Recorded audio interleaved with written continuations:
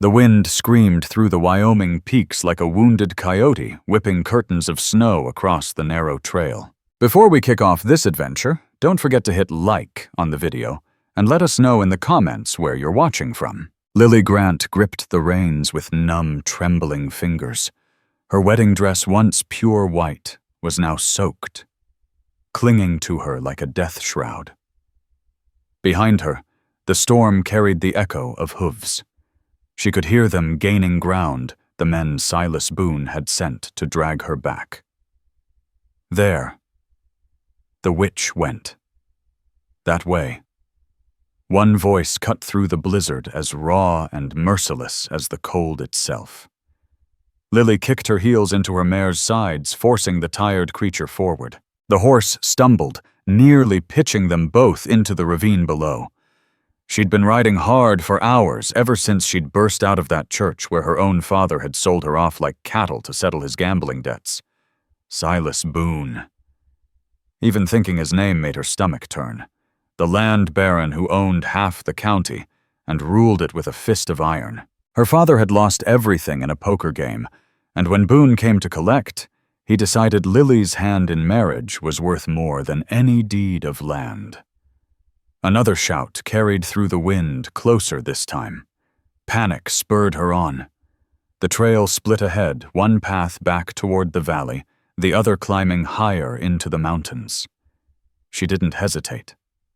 Better to freeze in the wilderness than become Boone's possession. The storm thickened until she could barely see a few feet ahead.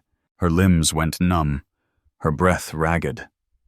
The mare's nostrils flared in the frigid air, steam clouding around them with each desperate stride. Then nothing. The ground vanished. The horse screamed as they plunged down an icy slope. Snow and rock blurred into chaos. Lily was thrown clear, slamming into something solid. The world exploded in white and pain. When she finally stopped moving, half buried in a drift, her ankle throbbed at an unnatural angle. The mare was gone, lost to the storm. Lily tried to stand, but collapsed instantly, a sob ripping through her throat. This was how it would end, frozen alone in a ruined wedding dress, all because she'd dared to run for her freedom. Fresh tracks.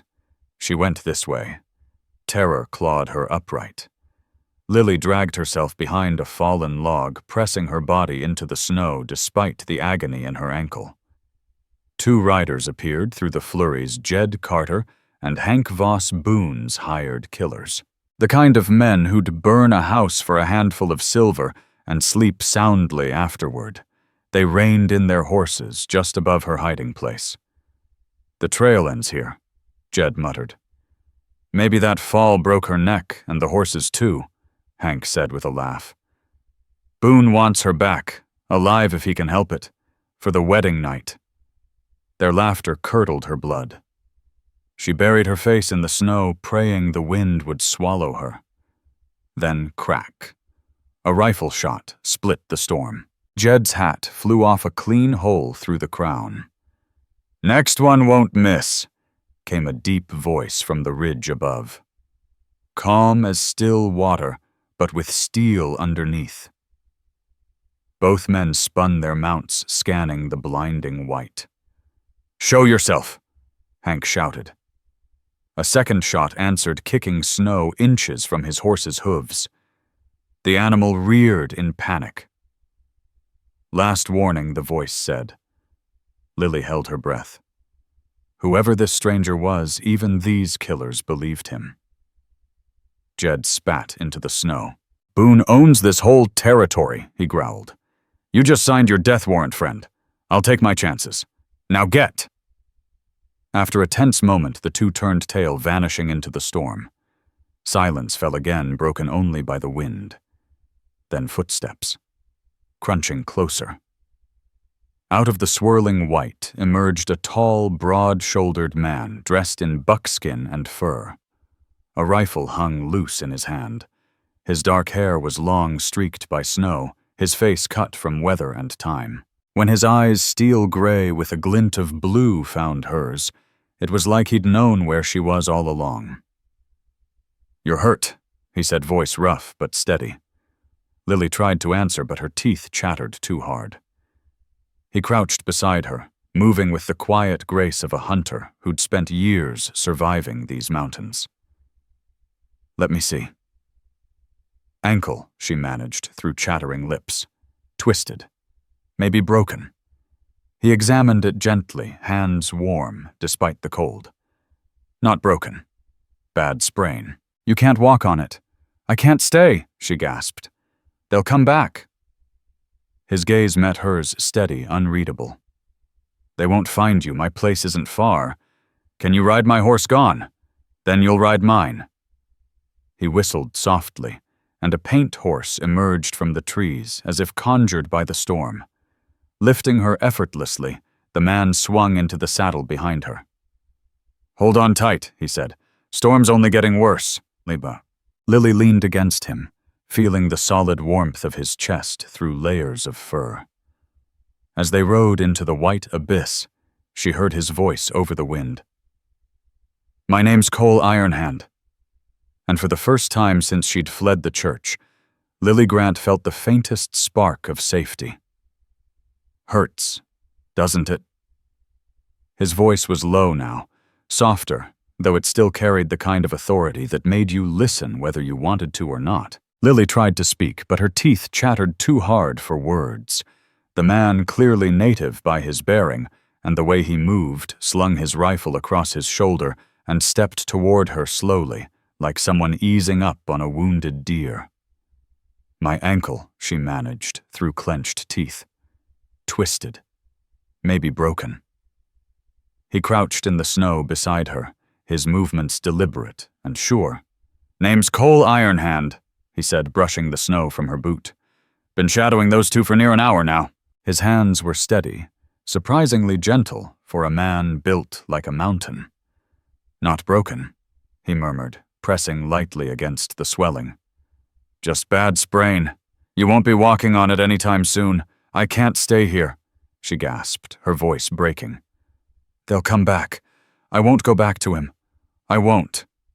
Cole studied her in silence, taking in the torn wedding dress, the pale fear in her eyes, the bruises blooming on her skin. Something flickered across his face, recognition, maybe pain, maybe both. "They won't find you," he said simply. "Not tonight. My place ain't far. Can you ride my horse is gone? Then you'll ride mine." At his whistle, a paint horse appeared from the pines, sturdy and calm even in the storm. Cole lifted her like she weighed nothing at all, careful to touch her as little as he could. "Hold on tight," he said, swinging into the saddle behind her. "Storm's turning meaner by the minute." Lily leaned against him as they rode, her body trembling against his solid warmth. He was the only living thing that felt real in that white hell. The horse picked its way through snow-covered paths she couldn't even see, guided by his sure hand. Her ankle throbbed with every jolt, but she bit down on the pain. After a while, she shouted over the wind, "Why are you helping me?" Cole didn't answer right away. For a long stretch, there was only the sound of the storm and the horse's labored breath. Then he said quietly, "A man who forces a woman into marriage ain't a man at all. Just another kind of wolf needs putting down." There was history in his tone, something raw and buried deep, but the cold was closing in too fast for Lily to think on it. She drifted in and out of awareness, half-conscious, as trees gave way to a clearing. Through heavy lashes, she saw smoke curling from a chimney, a cabin built low and solid against the wind. The last thing she remembered was being lifted from the saddle, strong arms carrying her into warmth and firelight. A voice, deep and resonant, spoke words she didn't understand, something that sounded like a prayer or a promise. Then darkness took her. When Lily woke, the world was quiet, save for the crackle of firewood and the rich scent of coffee filling the air. For a heartbeat, she didn't know where she was. Rough-hewn log walls surrounded her buffalo hides, draped over her, and a bed of furs soft beneath her back. Then memory rushed in the blizzard to chase the stranger who'd saved her life. She tried to sit up, and pain shot up her leg like lightning. She gasped. "Easy there," said Cole from the shadows near the hearth, stepping into the firelight with a steaming mug. "That ankle's not ready for heroics yet." He handed her the coffee, and in the glow of the fire, she saw him clearly for the first time. He was taller than she'd realized, built with a quiet kind of strength. His hair, black as crow's feathers, fell past his shoulders in Lakota fashion. But it was his eyes, gray as thunder clouds, that held her. They carried the weight of old grief. "How long was I out?" she asked, her voice rough as gravel. "Most of the day. Sun's setting now." He moved to a table working on something she couldn't see. "Had to get that dress off before it froze to you. My sister's clothes are in the trunk by the wall. They're old, but they'll keep you warm." Lily looked down and realized she was wearing a soft, doe-skin dress, smooth as butter against her skin. Heat flushed her cheeks. Cole kept his back turned respectful, even as he spoke. "Your sister?" she asked quietly. "Gone 10 years?" he replied, his tone steady but shadowed with loss. "Fever took her same winter it took my wife and little girl. Took half my people, too." Lily's gaze swept the cabin with new eyes. Everything was neat, cared for, but steeped in silence. A woman's cooking pot by the fire, tiny moccasins on a shelf, a corn-husk doll in the corner. It wasn't just a home. It was a shrine to the life he'd lost. "I'm sorry," she said softly. He shrugged, not looking up. Long time passed. Then, after a pause, "You hungry? Got venison stew keeping warm." "Right on cue." Lily's stomach growled loud enough to fill the silence between them. She couldn't remember the last time she'd eaten, certainly not at the sham of a wedding that morning. The wedding. God, had that been only hours ago. Cole brought her a steaming bowl of stew and sat on a rough log stool near the fire, keeping a respectful distance. They ate quietly, the only sounds the crackle of flame and the wind scraping against the cabin walls. Lily studied him over the rim of her bowl. There was something almost monk-like about him, a man who had pared life down to its bare bones. Every movement was measured, nothing wasted, nothing said that didn't need saying. "Why do you live up here alone?" she asked finally. He set his empty bowl aside. "Why does anyone live anywhere? The mountain doesn't ask questions, doesn't make demands, just lets a man be. That's not an answer," she said. A faint smile tugged at the corner of his mouth, the first she'd seen. "No, I suppose it ain't." For a long time he stared into the fire eyes, shadowed by the glow. "After they died, I couldn't stay with my people. Too many ghosts in every face. Too many children that weren't mine. So I came here. 10 years is a long time to be alone. Not so long." He stood and gathered their bowls. The dead make steady company. They don't change, don't disappoint. They stayed just as you remember them. Lily watched as he washed the bowls with practiced precision, each movement smooth and unhurried. The cabin reflected that same discipline, simple but spotless, everything in its place. Tools lined one wall, a bow, a quiver, and hunting knives gleamed beside a shelf stacked with books, a Bible, some Shakespeare, and what looked like farming guides. "You read?" she asked, surprise slipping into her voice. "Missionaries taught me when I was a boy," Cole said, drying his hands. "Before I learned they aimed to steal our souls along with our land." He paused, glancing at the books. "But words ain't to blame for what men do with them." He knelt beside her again, tending her ankle with a bowl of hot water and clean rags.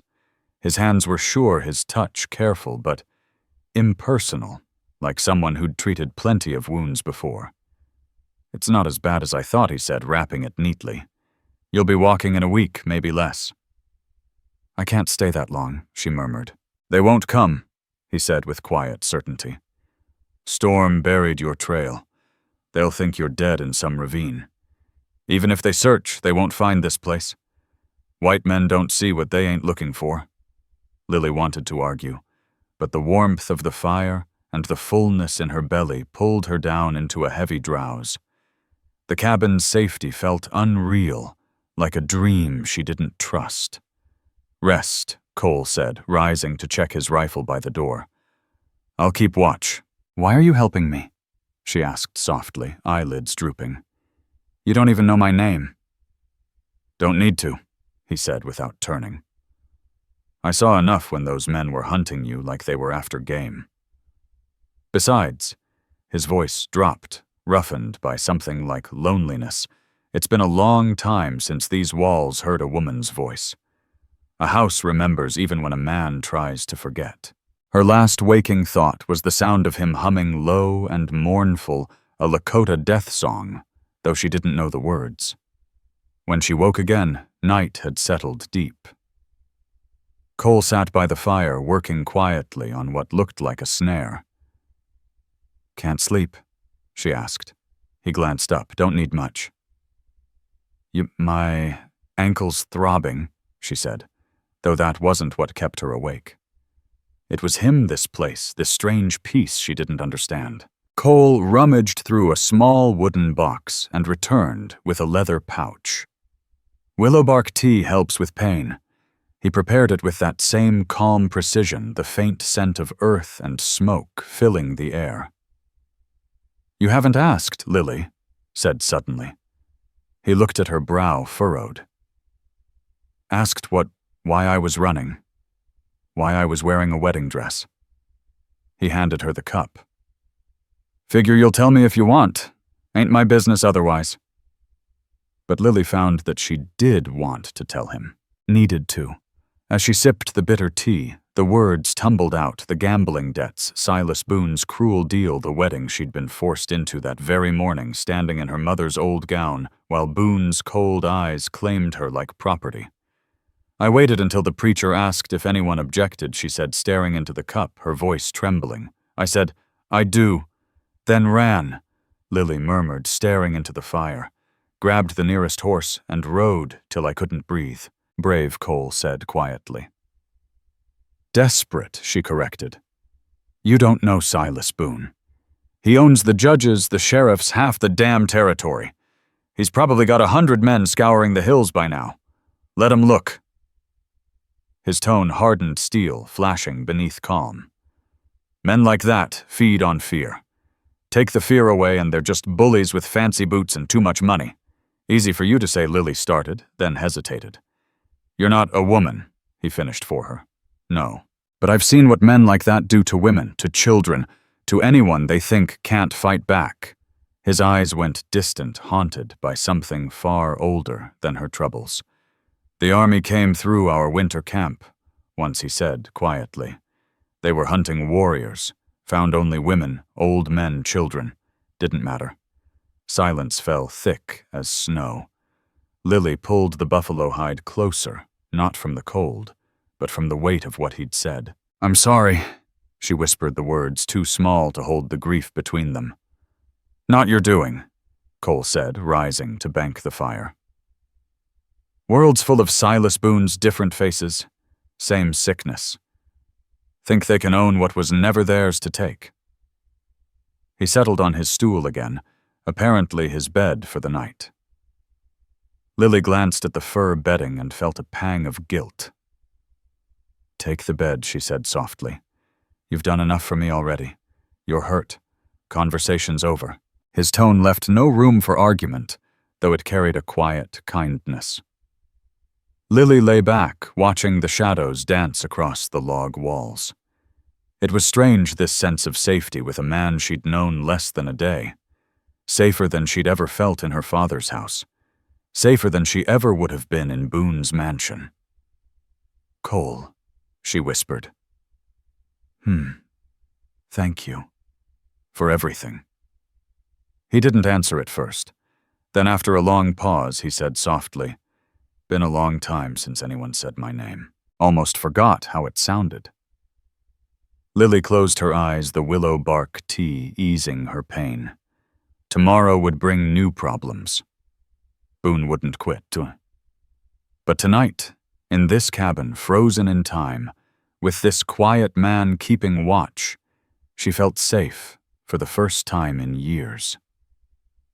The last sound she heard before sleep claimed her was Cole's voice, low and steady, singing in Lakota.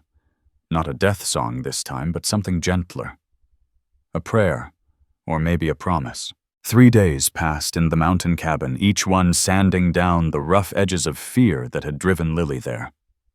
Her ankle healed under Cole's careful hands, and she found herself falling into the rhythm of his world coffee at dawn meals of venison and wild roots, long evenings, where the silence between them felt almost like peace. He worked mending traps, fixing tools while she mended her torn wedding dress. Not to wear again, but because her hands needed purpose. It was the 4th evening when everything shifted. Lily sat near the fire, reading from his worn copy of Shakespeare, the pages soft and yellowed from years of use. Cole was cleaning his rifle, his movements automatic until she caught him watching her. What she asked, self-conscious under his gaze. "My wife used to read aloud," he said quietly. "Haven't heard those words in 10 years. Her heart ached at the rawness in his voice. "Would you like me to keep going?" He nodded once. So she read, her voice steady, the fire crackling softly between them. When she reached Prospero's speech about the revel's ending, she noticed Cole's hands stilling on the rifle, his eyes gone far away. "We are such stuff as dreams are made on," she finished in a whisper. She loved that one, he said, voice rough. Said it reminded her that nothing lasts good or bad. She sounds wise. She was. He set the rifle aside and stared into the flames. Her name was Morning Star. She was 18 when I married her, 25 when the fever took her. Lily closed the book gently. "Tell me about her." For a long moment, she thought he wouldn't. Then slowly the words began to flow. He spoke of a young woman who laughed like sunlight on water, who could track a deer better than any hunter, but refused to eat meat when the moon was new. He told her about their daughter, Willow, bright-eyed and stubborn with her mother's smile. She'd just learned to bead when the sickness came. 3 days, he said softly. That's all it took. 3 days and everything I loved was gone. Without thinking, Lily crossed the small space and knelt beside him. She didn't touch him, didn't need to. Her presence was enough. Tears ran silently down his weathered face, the first he'd shed in years. I haven't spoken their names since I buried them, he whispered. Haven't seen a woman's face, heard a woman's laugh. Built my world small so nothing could ever hurt that bad again. That's not living, Lily said gently. That's just waiting to die. His gray eyes met hers, the firelight flickering between them. Maybe I was, he murmured. Until I saw you in that storm, fighting to live, reminded me there's still something worth fighting for. The fire snapped and hissed sparks climbing the chimney like restless ghosts. Outside, the wind moaned around the cabin, but inside, the air was heavy, charged, like the pause before thunder. Lily Cole said at last, and her name on his lips sounded like a prayer he'd forgotten he knew. I need to tell you something. She looked up, heart thudding. These days with you, they've been like spring after a long winter, he said, voice rough. But you can't stay here. I know, she whispered, though the thought of leaving made her chest ache. Silas Boone won't stop hunting. That's not it. He stood abruptly, pacing to the window, fists tightening at his sides. It's me, being near you. I'd forgotten what it feels like to want something, someone, and that's not fair to you. Lily rose her ankle steady beneath her. What if I want to stay? He turned, and for a heartbeat the firelight caught his face, hope and fear tangled together. "You don't know what you're saying. I'm twice your age. Got nothing but this cabin and the ghosts that live in it. Stop!" She stepped closer, so close she could see the vein pulsing in his throat. "You think I care about that? You saved my life, but more than that, you see me. Not as a man's property, not as a debt to be traded. Just me." "Lily," his voice cracked. "I was supposed to marry Silas Boone yesterday," she said, her words steady, though her heart raced. "Standing in that church, I thought my life was ending, but maybe it was just beginning. Maybe I had to lose everything first." She didn't finish. Cole crossed the distance between them in 2 strides, his hands cradling her face with reverent gentleness. "I haven't kissed a woman in 10 years, he said, voice low and trembling. "Haven't wanted to until now." "Then kiss me," she breathed. He did. It wasn't the harsh claim she remembered from Boone's unwanted touch. It was tender aching, like a man who'd forgotten how to feel until that very second. His lips were warm despite the chill, and when Lily's arms slipped around his neck, she felt him shudder, as if something deep inside had cracked open. They broke apart, breathless. Cole rested his forehead against hers. "This is madness," maybe she whispered, "or maybe it's the sanest thing either of us has ever done." He looked at her for a long moment, firelight flickering in his storm-gray eyes. "I can't go back," Lily said quietly. "Not to my father. Not to that life. And you can't keep living with ghosts." For a while, only the wind answered. Then carefully, Cole spoke. "Among my mother's people, marriage isn't about papers or preachers. It's about 2 souls choosing each other. The earth listens. The sky bears witness. That's all that matters." Her breath caught. "What are you saying I'm saying?" He took her hands in his calloused thumbs, brushing over her knuckles. "If you'll have me, I'll speak those words with you. Here tonight. Make you my wife in the old way, the true way. Then we face whatever comes together." "But we barely know each other," she whispered. "I know enough," he said softly. "I know you were brave enough to run when staying would have killed your spirit. I know you're kind enough to bring life back into this cabin. And when I thought those men might hurt you, something in me that had been dead for years woke up." His eyes held hers. "What else is there to know?" Lily thought of her parents' cold, loveless marriage, of Boone's greedy eyes claiming her at the altar. And then she looked at this man, this broken, gentle warrior who had shown her more care in 4 days than she'd known in a lifetime. "Yes," she said simply. Cole's expression changed like years had fallen away. "You're sure I've never been surer of anything?"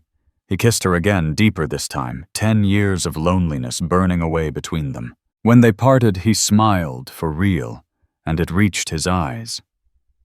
"There are words to be said," he murmured. "Promises to make. Will you trust me? I already do." Cole wrapped her in his heavy buffalo coat and opened the door. The storm had passed, leaving a sky of crystal stars stretched endless overhead. Their breath hung in the cold as he led her to a flat stone near the cabin. "This is where I buried them," he said quietly. "Feels right that they should bear witness." He faced her, took both her hands, and began to speak in Lakota. The words flowed like the wind, ancient, melodic, sacred. Then in English, his voice steady and sure. He said, "Before earth and sky, I take you as my wife. I promise to provide for you, to protect you, to honor you as morning honors the sun, to share my fire, my food, my life. Your sorrow will be my sorrow, your joy my joy, from this breath till my last."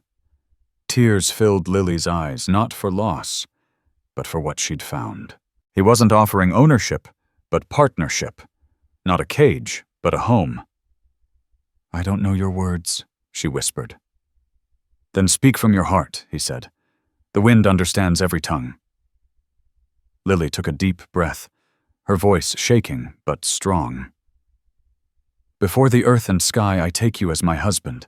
I promise to stand beside you," Lily said, her voice trembling but sure. "To be your partner in all things, to help you chase away the ghosts, to fill your silence with laughter again. I promise to choose you every day, no matter what storms may come from this breath until my last." Cole drew her into his arms, and beneath the endless Wyoming sky, they sealed their vows with a kiss that carried both new beginnings and the weight of old wounds finally healing. "My wife," he murmured against her lips, the words filled with awe. "My husband," she whispered back, and for the first time in her life, the word felt right. They stood there for a while, holding each other under the stars, the wind carrying their promises across the mountains. Lily swore she could feel other presences, gentle approving like spirits watching over them. Or maybe it was simply hope, fragile, and new rooting itself in frozen ground. When they finally stepped back inside, the cabin seemed changed, warmer, alive somehow, as if the walls themselves breathed in their joy. "What now?" Lily asked, her voice shy, uncertain. Cole brushed a hand across her cheek, his touch tender. "Now," he said, "we learn how to live again. Together." Outside, snow began to fall once more, but inside that small cabin, spring had quietly begun. The next morning dawned clear and bright sunlight glinting off ice crystals that sparkled like diamonds scattered by the wind. Lily woke to the smell of wood smoke and coffee, to the soft sound of movement by the fire. Cole was already up, tending breakfast with his usual quiet grace, but something in him had shifted. The distance that once stood between them was gone, replaced by an ease, a warmth that made her chest ache. "Morning," she said softly. He turned, smiling, an honest, easy smile that lit his face. "Morning, wife." The simple word sent a thrill through her. Wife. Not property, not a prize. A partner. She rose, wrapping herself in a blanket, and joined him by the fire. "We need to talk about what comes next," he said, handing her a steaming mug. "Boone won't stop. Men like him never do." "I know." She'd tried to push the thought away, to live inside this fragile peace for a little longer. But reality was stubborn. It always found its way back. "He'll send more men," Cole continued. "Maybe come himself. That's why we can't stay here. We have to face it how we go to town, Granger's Crossing." Lily froze her mug halfway to her lips. "Town, Cole? That's suicide. He owns the sheriff, the judge, hell, half the county. He owns them because folks are scared," Cole said. "But fear's like ice, looks solid until you step on it." He sat beside her, their shoulders brushing. "I spent 10 years hiding up here. I'm done hiding. And I won't let you hide either." "What are you saying?" "I'm saying we ride down that mountain together, find the preacher, make our marriage legal in their world too. Then we face Boone head on." Lily set down her cup, her hands trembling. "You'd walk straight into his territory, risk everything. I'd walk through hell itself," Cole said simply. "That's what vows mean." They spent the rest of the morning preparing. Cole packed provisions with methodical precision, while Lily dressed in his sister's old leathers, soft doeskin leggings, a warm tunic, a fur-lined coat. When she caught her reflection in the small, cracked mirror, she barely recognized herself. Gone was the terrified girl in the wedding gown. The woman staring back was strong, capable, free. "Tell me about Morning Star," she said as they worked. "Not the sad parts. What made you love her?" Cole's lips curved at the memory. "First time I saw her, she was trying to break a wild Mustang. Stubborn thing kept throwing her and she just kept getting back on. Must have hit the dirt a dozen times. When I offered to help, she told me politely to mind my own damn business." Lily laughed, the sound bright against the quiet cabin. "And did you—" "I sat on the fence for 3 hours watching. By sunset, she was riding that horse like she'd raised it herself."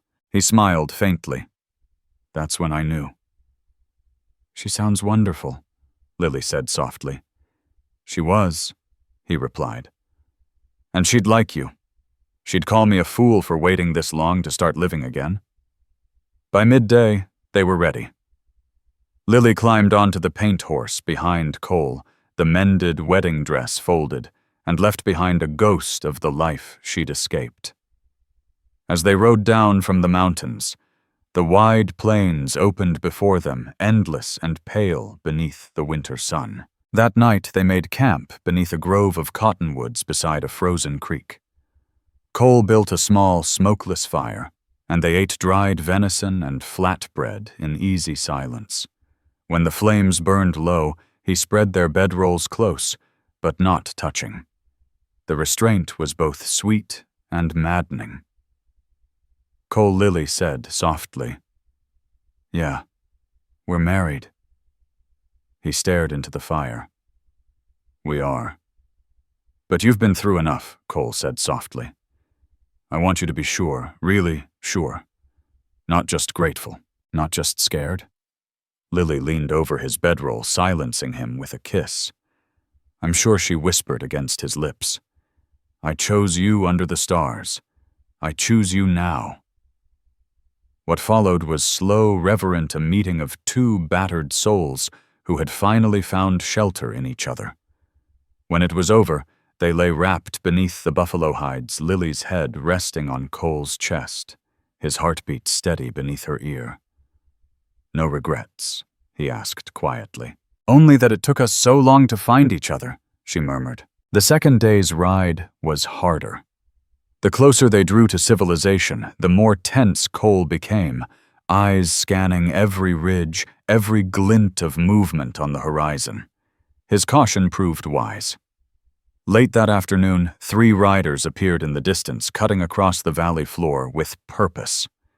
"Damn," Cole muttered, guiding the horse down into a narrow wash. They dismounted and crouched low among the brush. "Is it them?" Lily whispered. "Can't say for sure," he said, studying the riders through the sun glare. "But let's assume yes. There's another way to Granger's Crossing, longer but safer. Through Massacre Creek." Lily didn't ask how that creek had earned its name. In the West, stories like that were too common to count. They rode through the night following trails invisible to her, but clear as daylight to Cole. By dawn, the valley gave way to the outskirts of Granger's Crossing, a ragged little town huddled against the prairie wind. Smoke curled from a few chimneys. Somewhere a hammer rang out. "Remember," Cole said as they approached the main street, "we face this together. No running. No hiding." Lily nodded, though her heart thundered against her ribs. Heads turned as they rode in a white woman in Lakota dress, riding behind a man who looked every bit the warrior. It wasn't a sight folks in Granger's Crossing saw often or ever. She kept her chin high, meeting their stares head-on. The church stood at the far end of the street, its whitewashed walls gleaming pale against the muddy road. Cole dismounted and helped her down. Together they walked up the steps and knocked. The door opened to reveal Pastor James Rourke, a thin man with kind, weathered eyes that widened at the sight before him. "We need to be married," Cole said without hesitation. "Legal. Binding." The pastor blinked, flustered. "Well, do you have witnesses, documentation? We have the truth," Lily said firmly. "Isn't that enough in God's house?" Something in her voice made the man pause. Then he nodded slowly and stepped aside. "Come in. Tell me your story."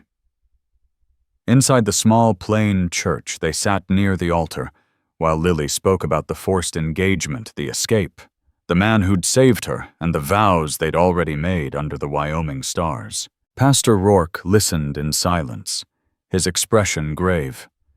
"Silas Boone is a powerful man," he said finally. What you're asking could bring his wrath on this whole town. Or it could show folks they don't have to live scared, Cole said evenly. Men like Boone only have power because good people let 'em. For a long moment the pastor said nothing. Hands folded, as if in prayer. Then he looked up, resolve firming in his eyes. You're right. I've kept quiet too long. Watched him ruin too many lives. No more. He stood. I'll marry you proper. And I'll make sure the whole town knows it. The ceremony was simple. No flowers, no music, just holy words spoken in a dusty room. But when Pastor Rourke pronounced them man and wife before God and the law, something deep inside Lily settled. This was real. This was home.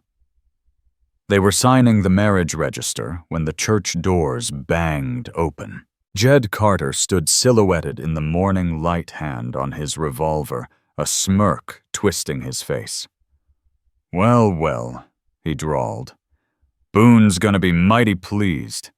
His runaway bride and the half-breed who stole her all wrapped up nice. Cole moved fast, placing himself between Lily and the gun. She's my wife, he said, voice steady. Legal and proper. You've got no claim here.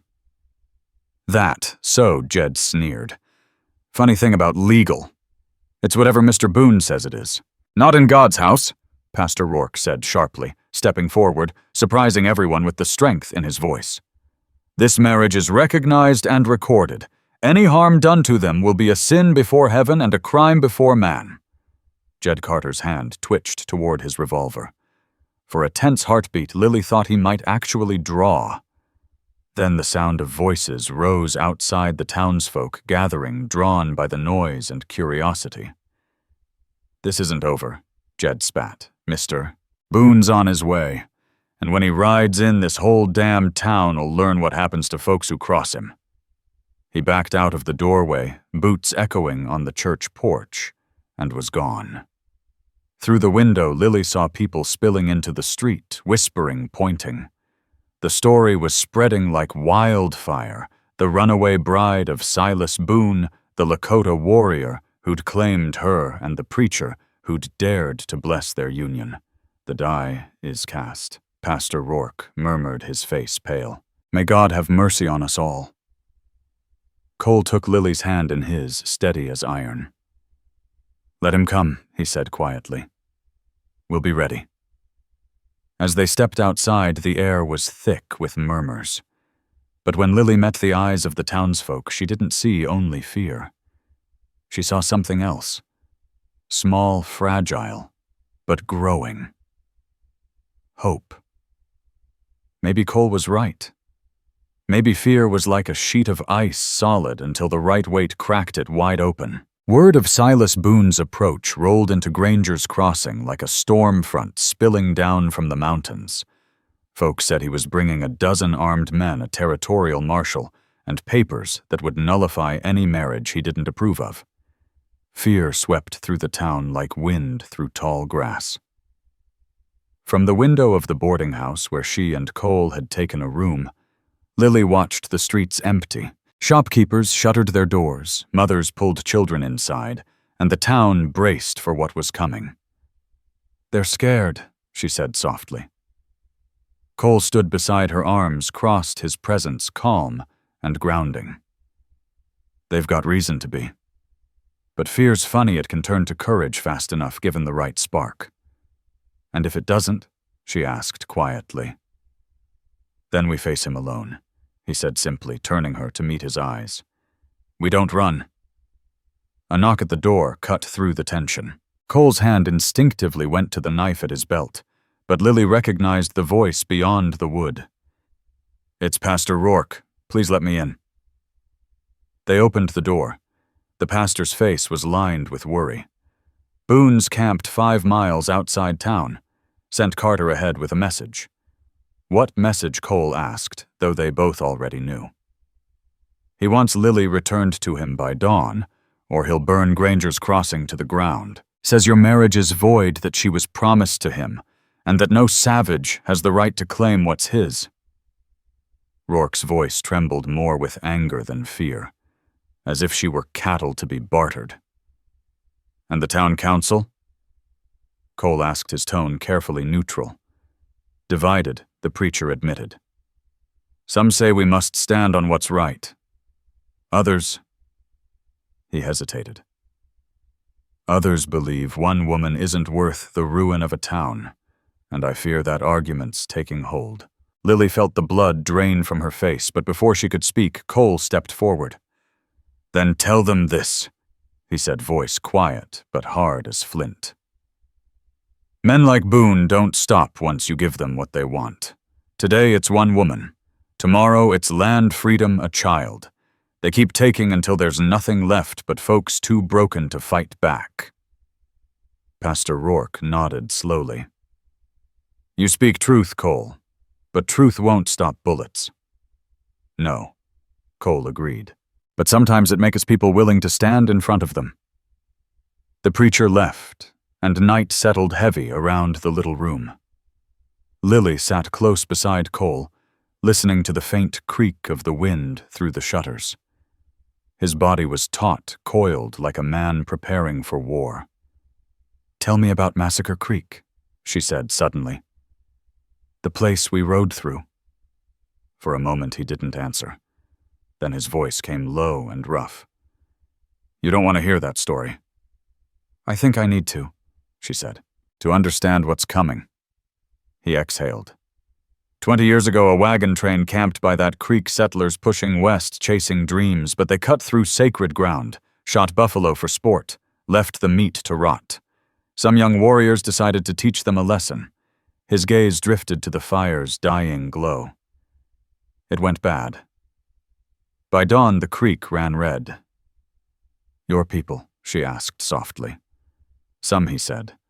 "And when the army found out, they didn't care who was guilty. They burned villages, killed women and children, turned the prairie into a graveyard. Violence calls to violence until no one remembers who struck first."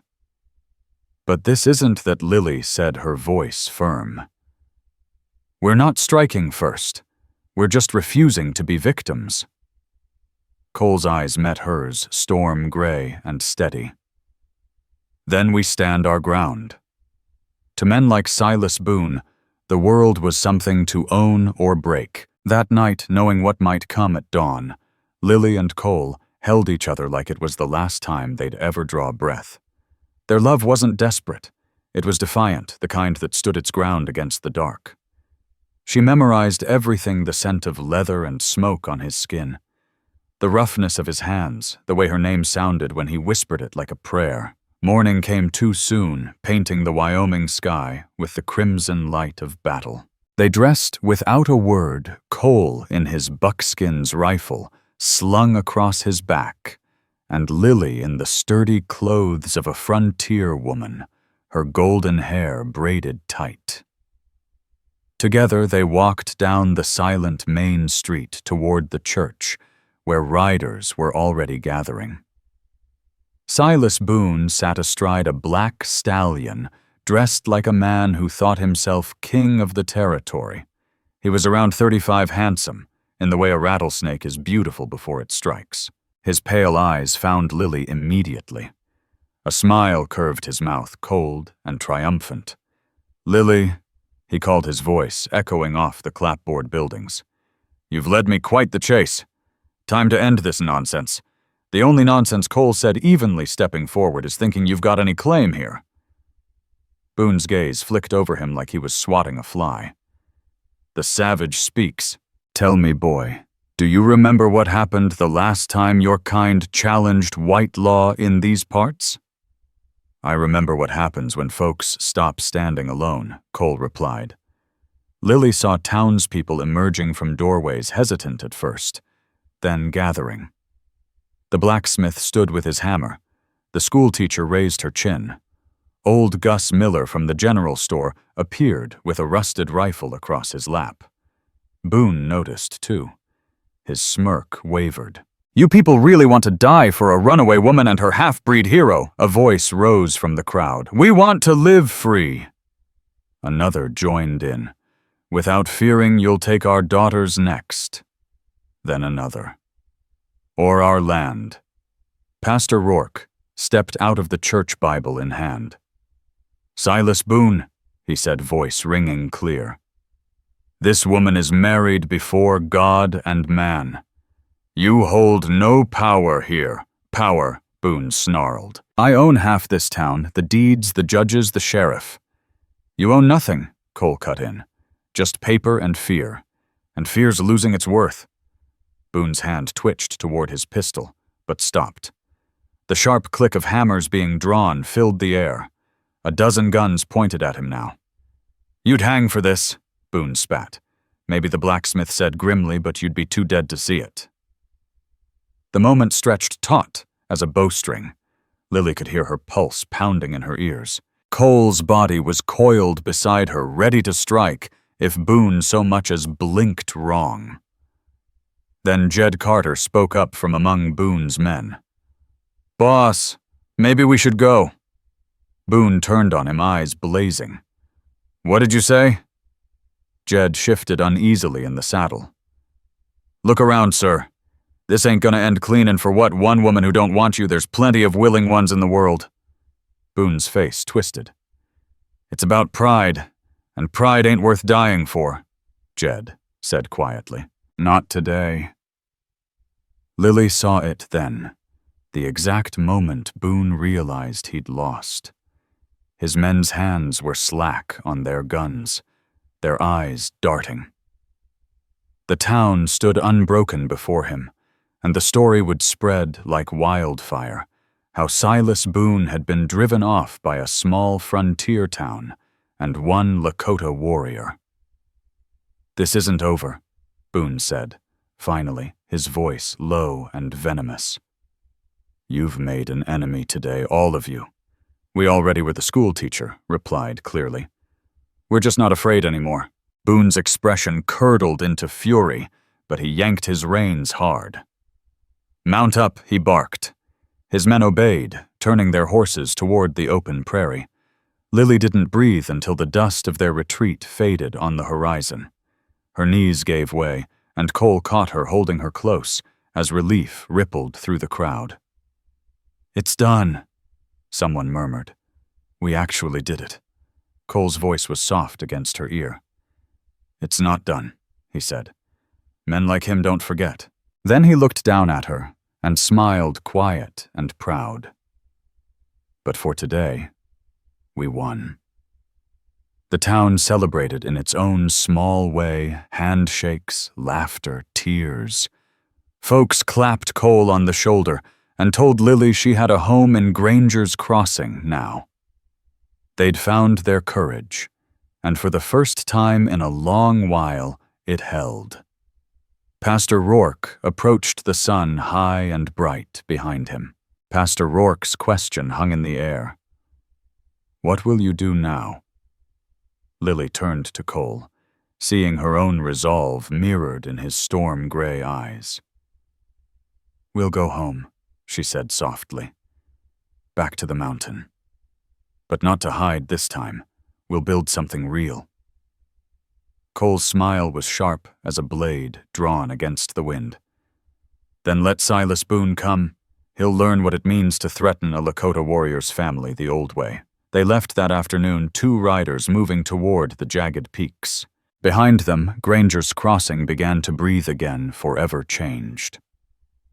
Ahead, the mountains rose white and solemn, beneath the endless blue sky, a promise of peace, of beginning again.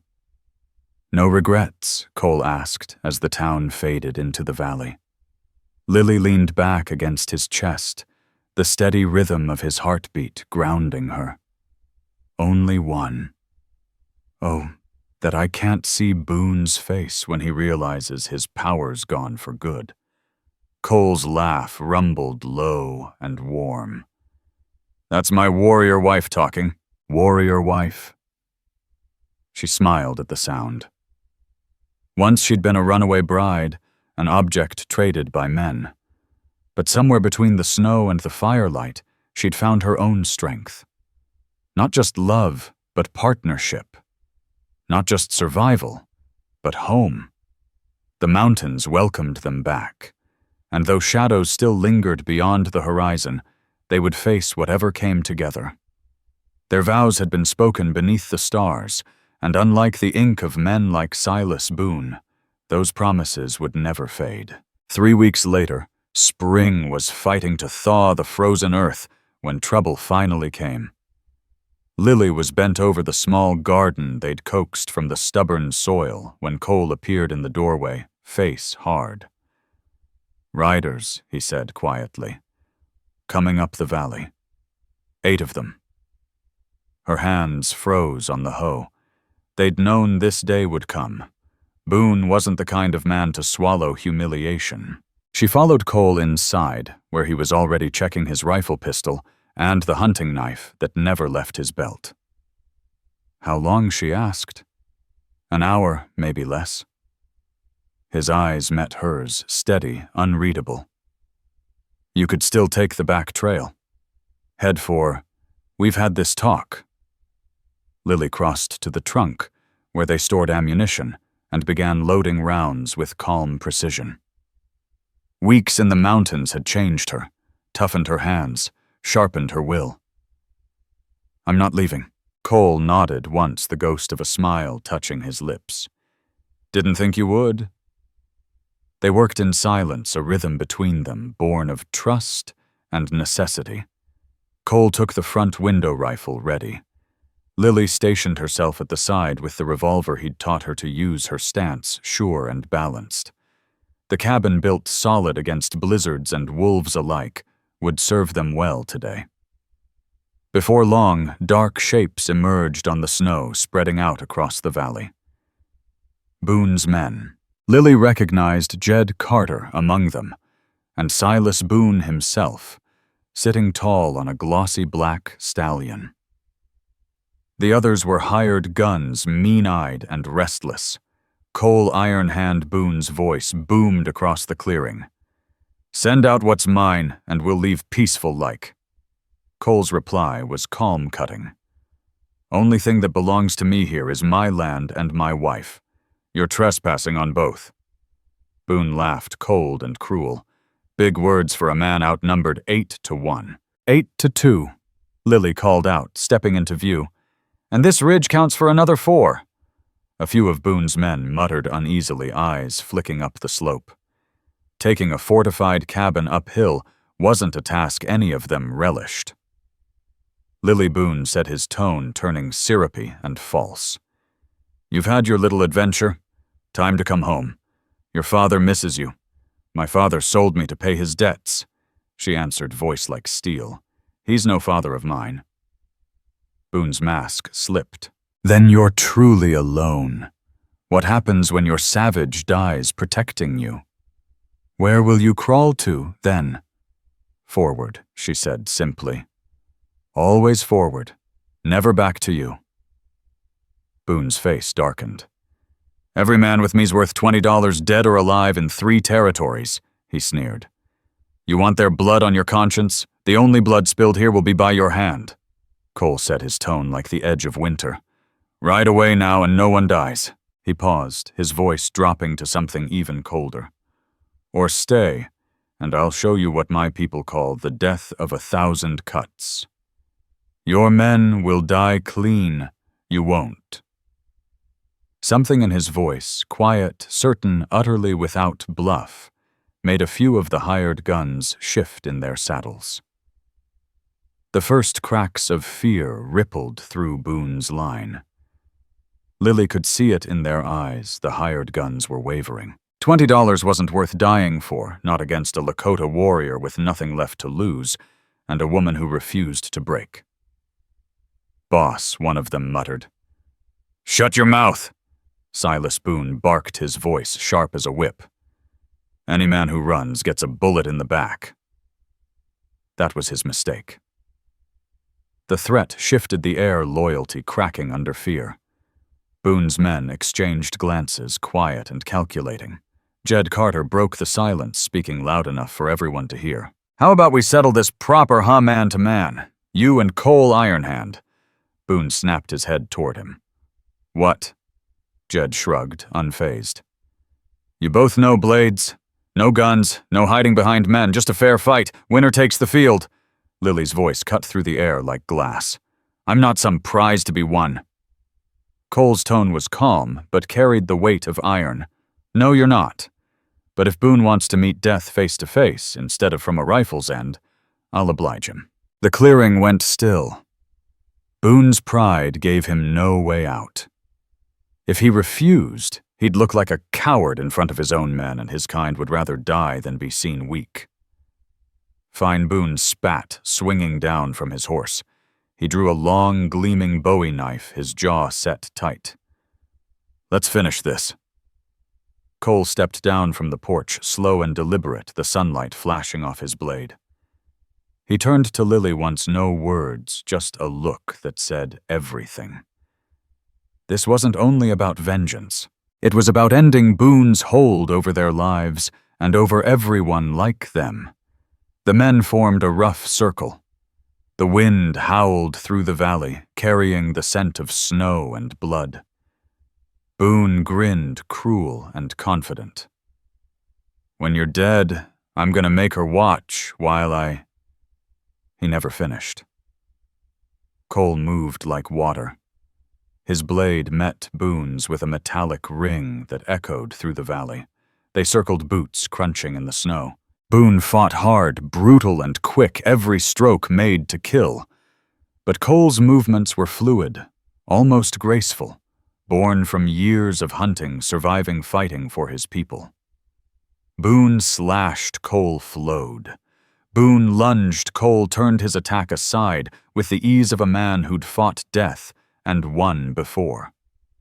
First blood came fast, a slice across Boone's arm, then another across his ribs, then a third, shallow but precise. Lily's breath caught as she realized what was happening. The death of 1,000 cuts. Cole wasn't just fighting. He was dismantling Boone piece by piece. Stand still and fight, Boone roared, swinging wildly. I am fighting, Cole said, coolly sidestepping. You're just dying. The crowd knew it too. Boone's breathing grew ragged, his swings desperate, sloppy. Then Cole's blade flashed low, slicing across the back of Boone's knee. Boone went down with a strangled curse, the snow blooming red beneath him. Cole stood over him, knife at his throat. Yield. Go to hell, savage. Cole's eyes hardened. After you. But he didn't strike. Instead, he looked up at the men still on horseback. You all saw it. He's beaten. Take him and ride out. Tell the world Silas Boone's reign is over. Jed Carter shifted in the saddle voice, quiet but firm. You can't let him live, Ironhand. You know what men like him do. Cole shook his head. A dead man becomes a martyr, but a coward who's lost everything. That's a story that'll follow him farther than the grave ever could. He stepped back, blade still ready. Boone struggled to rise, fell, then stumbled again, until 2 of his men hauled him onto his horse. His face, once smug, untouchable, was now twisted with pain, and something new. Fear. This isn't over, he hissed through clenched teeth. Yes, Cole said simply. It is. Come for my wife again and you won't leave the mountain alive. That's not a threat. That's a promise. They watched as Boone and his men disappeared down the valley, the sound of hooves fading into the cold air. Only when the last echo was gone did Cole's strength seem to drain away. He sank to one knee in the bloodied snow. Lily ran to him, dropping beside him. Cole, you're hurt. He gave a faint smile, breath misting in the air. Just tired. He managed a weary smile. Been a while since I had a fight like that. Lily helped him back to the cabin, gently tending to the cuts Silas had managed to land. As she worked, the tears she'd been holding back finally broke free. Hey, Cole said softly, catching her hands in his. We won. It's over. She shook, trying to steady herself. I know. It's just... She drew a shuddering breath. I was so scared I'd lose you, right after finding you. He pulled her close, and she breathed in the scent she knew so well. Leather, sage, and home. Takes more than Silas Boone to tear us apart, he murmured into her hair. We're bound by stronger things than fear. That night, tangled in their bed, Lily asked, Do you really think he'll stay away? His men saw him beaten, bloodied, begging. That story'll spread faster than wildfire. By month's end, he'll have lost everything: respect, fear, power. Men like him don't survive that, Cole said. And weeks later, the word came through a traveling trader. Silas Boone had fled the territory entirely. His holdings seized by creditors once the people stopped fearing him. Some said he'd headed to California. Others whispered Mexico. Lily didn't care. At least he's gone, she said. You gave him mercy. No, Cole corrected gently. I gave him justice. Death would have been mercy, he added. Living with failure, that's his punishment. Lily stared out at the cabin and the land they were building together, thinking on that. And just yesterday she'd felt the first flutter of new life inside her, a secret she'd share with Cole tonight. They'd faced the past, and won. Now it was time to build the future. The evening sun gilded the mountains as Cole joined her outside arms, wrapping around her from behind. Together they watched the light fade. Two souls reunited across loss and solitude and regret. He asked, as he often did. Lily turned in his arms, tracing the lines of his face. Only that we can't have more time? A lifetime doesn't seem enough, he whispered. Then kissed her soft, sweet, full of promise. Then we'd better make every moment count, she murmured. As stars began to prick the darkening sky, the same stars that had watched their vows, Lily knew they would. They'd fought for this life, this love, this freedom. Every second mattered. The warrior and his bride, his not a fairy tale ending, but something truer, a beginning built on courage, trust, and the kind of love born from choosing each other not once, but every single day. 5 months had passed since Silas Boone's humiliation.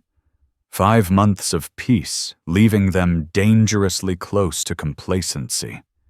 Lily stood hanging the wash, feeling the life growing within her, despite the loose dress. Dust swirled on the horizon. Cole, she called, keeping her voice steady, even as ice crept into her chest. He emerged from the barn where he'd been working leather. At the sight of approaching riders, his face went stone. Inside. Now. But Lily was already moving. Mother's instincts sharp, even though the baby wasn't yet born. She grabbed the rifle by the door while Cole checked his pistol. This time it felt different. These weren't thugs or swaggering bullies.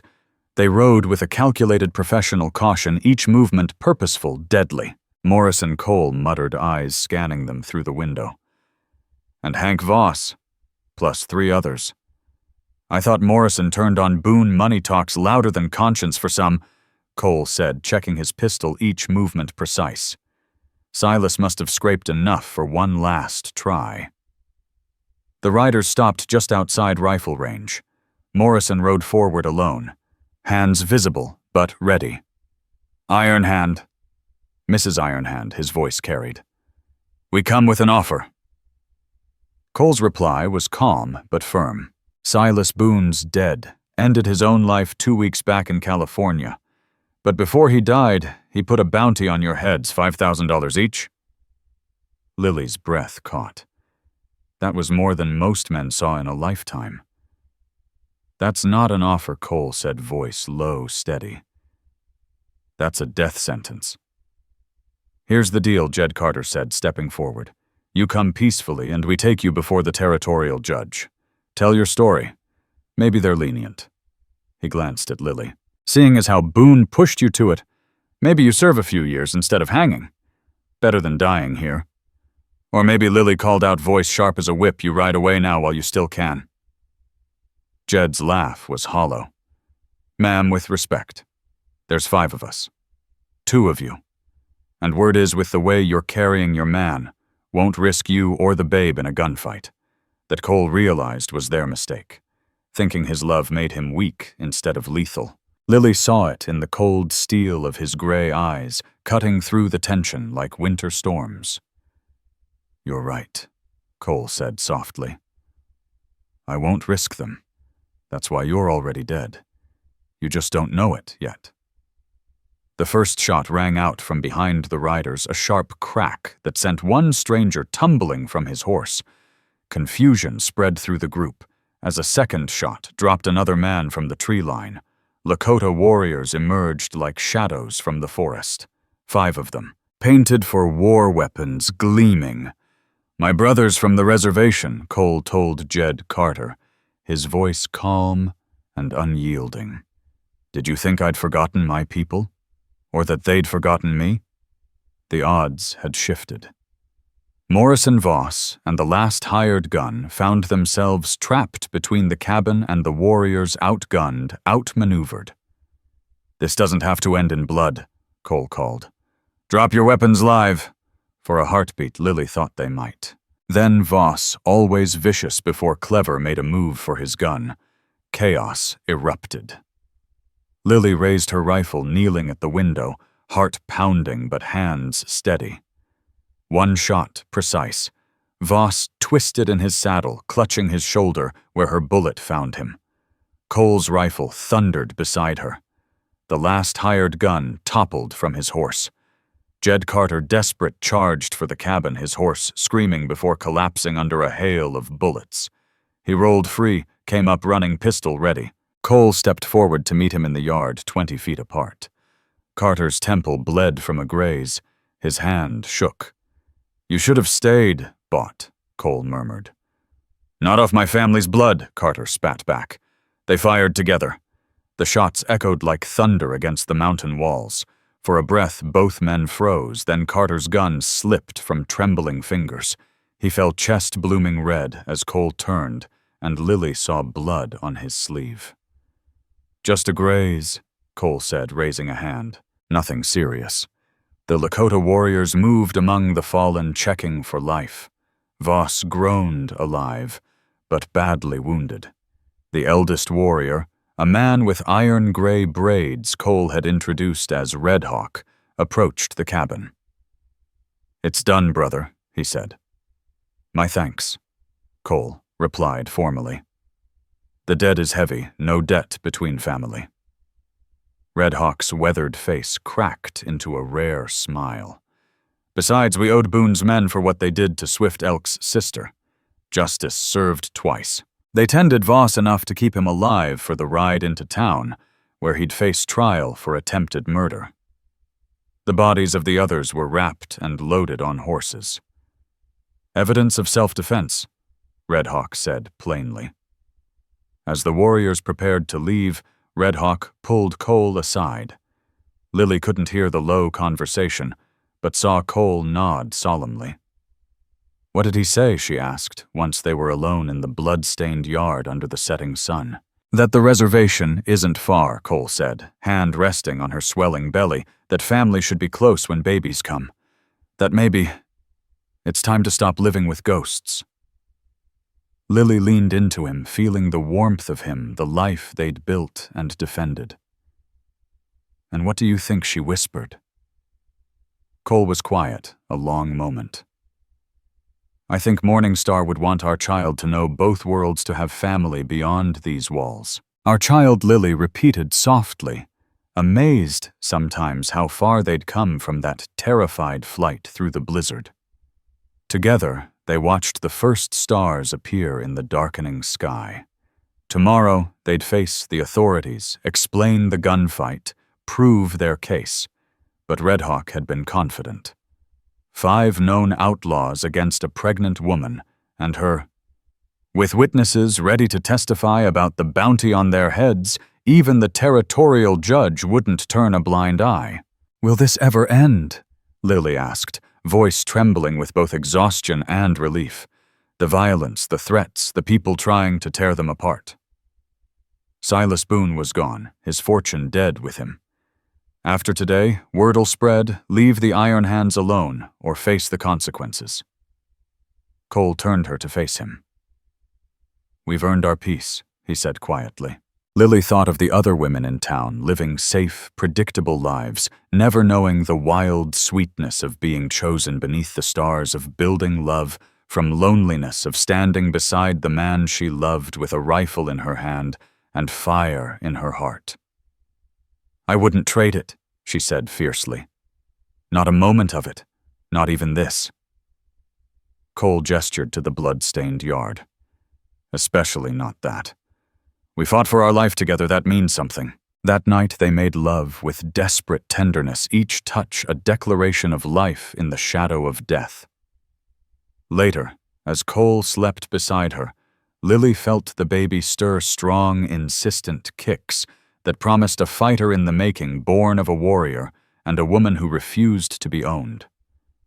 What a child that would be. She thought of Morning Star, whose clothes she had first worn, whose man she now loved. "I'll take care of them," she whispered into the darkness. "Both of them. I promise." The wind sighed around the cabin walls, and Lily could have sworn she heard an answer, soft as spring rain, gentle as a dove's wing blessing perhaps, or simply the mountains saying that some loves transcend even death. Tomorrow would bring questions, challenges, and the task of rebuilding what violence had torn apart. But tonight, Lily Ironhand lay in her husband's arms, their child safe within her, their enemies scattered to the winds. They'd faced the storm and survived. More than survived. They'd triumphed. In this harsh land where happiness came at a price, and love even dearer, that was no small thing. Stars wheeled overhead, the same stars that had witnessed their vows, and Lily smiled. Let the world come. She and Cole would meet it together, as they had everything else, with courage, with love, and with the unbreakable bond of 2 hearts that had chosen each other against all odds. The gunfight was over. Now the building could begin. Spring came to the Wyoming mountains, like a promise kept, painting valleys green and scattering wildflowers around the expanded cabin. Lily stood in the doorway of their new home, no longer just a shelter, but a proper house, with rooms for the children. They would have a kitchen where laughter would season meals and windows opening onto the sunrise. The baby kicked within her, strong, insistent. Only weeks now until their child would enter this world they had fought so hard to build. Cole worked nearby, setting posts for a corral. They'd decided to raise horses. His knowledge of the animals, combined with her head for business, would serve them well. Riders coming, he called, but there was no fear in his eyes. Lily shaded hers, recognizing the lead rider. "It's Pastor James Rourke," she said. "And he's brought company." A small group from Granger's Crossing had made the journey. The Reverend, the schoolmarm, Clara Hayes, the blacksmith, Zeke Callahan, and surprisingly young Deputy Ben Tate, who had taken over after the previous sheriff's corruption was exposed. Mrs. Ironhand Pastor Rourke called warmly as they dismounted. "You're blooming like the spring itself." Reverend Lily smiled, genuinely pleased. "What brings you all this way?" "Several things," he said, gratefully accepting a cup of water. "First, to see how you're faring. Second, to bring news. And third," he glanced at the others, "to make a proposal." Cole stepped forward, shaking hands all around. The townspeople's shift in attitude toward him still surprised Lily. Sometimes fear turned to respect, earned through courage and blood. "What news?" Cole asked. Deputy Ben spoke up. "Hank Voss testified to everything before he died. The bounty boon's suicide, the attempt on your lives. The judge cleared you both of any wrongdoing. More than that." "And the proposal," Lily prompted. Clara Hayes stepped forward, her usual stern expression softened by hope. "The town's growing. Mr. and Mrs. Ironhand new families arrive every week, drawn by the news that Granger's Crossing stands up to bullies. We need a school, a proper one." "I'm no teacher," Lily began, but Clara Hayes raised a hand. "You could be. You can read right to figures. More importantly, you understand both worlds, the one we're building and the one that was here first." She glanced meaningfully at Cole. "The children need someone who can prepare them for the future while honoring the past. And we need horses." Zeke Callahan added, "Good mountain horses trained proper. Word is you're starting a breeding operation. The town council authorized me to negotiate first purchase rights," Clara said. Lily looked at Cole, seeing her own thoughts mirrored in his eyes, to be part of a community, to build something bigger than themselves. Wasn't that what they'd been fighting for all along? "There's more," Pastor James Rourke said quietly. "Your father, Lily, he's been asking after you." Lily stiffened. "He has no claim on me." "No, he doesn't," the Reverend said gently. "But he's changed. Lost everything after Boone's death. Debts came due. Without Boone's protection, he couldn't dodge them. He works as a clerk now. Honest labor. He asks me to tell you he's sorry. That's all, just sorry." Lily felt Cole's hand find hers, steady and sure. "Maybe someday," she said, finally. "When I'm ready, not before." "Forgiveness can't be forced like spring," he nodded. "It comes in its own time." They talked long into the afternoon, planning, dreaming. A schoolhouse halfway between town and reservation where all children would be welcome. A horse operation to strengthen the local economy. A future built on cooperation instead of conquest. As the visitors prepared to leave, Clara pressed a package into Lily's hands. For the baby from the women of town. Inside was a beautiful quilt, each square stitched by different hands. A community's welcome for a child not yet born. "Thank you," Lily whispered, tears pricking her eyes. "For everything." After they left, Lily and Cole sat on their new porch, watching the sun turn the mountains gold. The baby shifted and kicked, making her gasp. Soon, Cole murmured, hand gentle on her belly. "Are you ready for the baby? The school? The future?" Lily laughed softly. "I don't know, but we'll face it like we've faced everything else. Together. Always together." 3 weeks later, as spring storms rolled across the mountains, their daughter entered the world with a cry strong enough to wake the ancestors. They named her Hope, Hope, Star Ironhand, bridging all worlds with her very name. Red Hawk and his family came from the reservation bringing traditional gifts and blessings. The townspeople visited too awkward at first in the mixing of cultures, but genuine in their joy. Lily watched Clara Hayes learn a Lakota lullaby from Red Hawk's wife, saw Zeke Callahan share blacksmithing techniques with young Lakota men, and felt something settling into place. "This is how it should be," she told Cole one evening, as Hope nursed at her breast. "Not perfect, but trying. Not without pain, but healing." He kissed her forehead, then their daughters. "You did this. You and your courage." "We did this," Lily corrected. "From that first moment in the blizzard. We did this together." Summer brought the school's construction with both communities working side by side. Lily Hope, tied to her back in traditional fashion, directed the work, while Cole and the men raised walls.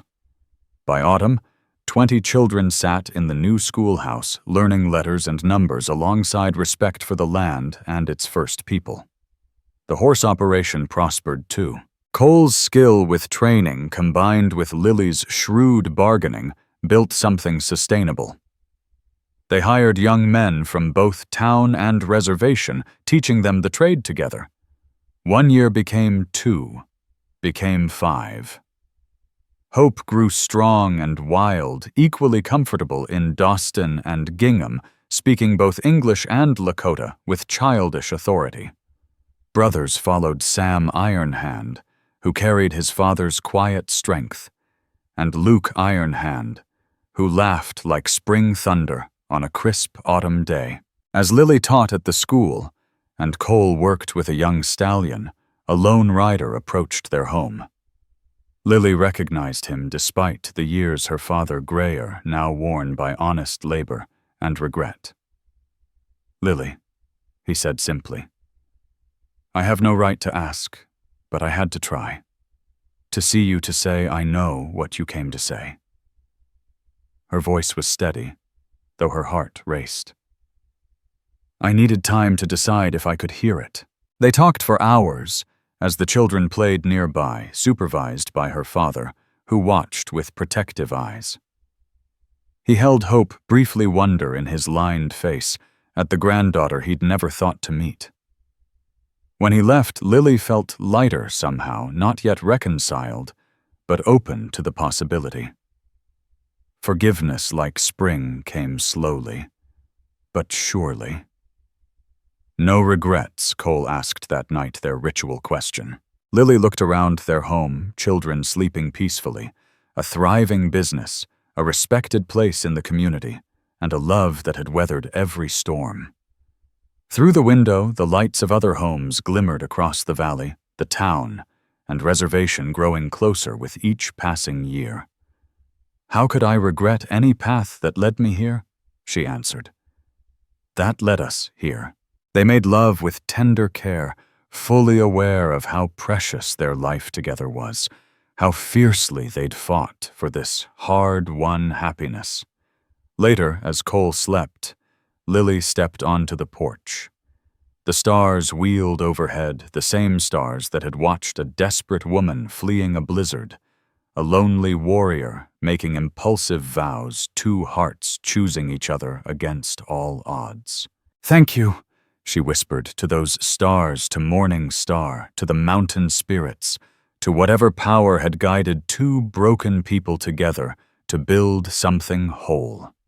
The wind carried her words away, taking with them the last shadows of the past. Tomorrow would bring new challenges, children to raise communities, to bridge a life, to shape day by day. But tonight, Lily Ironhand stood on her porch, mistress of her own fate, wife to a man who had given her freedom by offering his protection, mother to children who would know no limits but their own dreams. From runaway bride to warrior's wife to pillar of the community, it had been a journey worth every terrifying, glorious step.